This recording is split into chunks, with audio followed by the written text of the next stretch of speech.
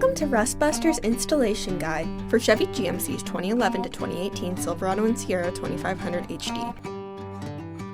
Before we begin, if you're uncomfortable with any of the processes listed in this guide, we strongly suggest you seek the work of a professional.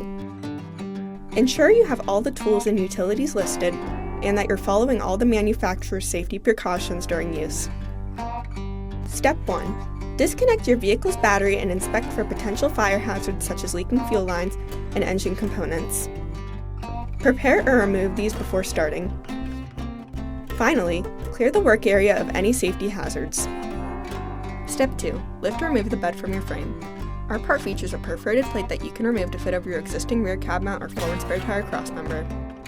If you decide to keep your cab mount or crossmember, remove the plates at this time. If not, cut off the factory rear cab mount or crossmember and any obstructions in the work area. Then, hold your frame section up to the frame and mark off its coverage. Draw a line approximately 1/4 of an inch above the bottom of the frame and cut along it. Grind the frame free of rust and debris, revealing bare metal. Spray the work area with a weld-through primer to help prevent against rust development.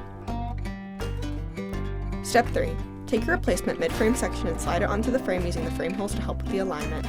Tap it into place with a mallet. You can use C-clamps to secure your part, ensuring a tight fit. Following proper welding procedures, tack weld your mid-frame section onto the frame before welding it on fully. If you decide to remove your rear cab mount or forward fuel tank crossmember, we show you how to reinstall them with the installation videos on our YouTube channel. Finally, paint the part with primer or other rust inhibitor to help prevent or reduce the risk of rust formation. We recommend our Rustbuster Rust Converter and Primer Spray Paint. Reinstall your bed. Then you're done.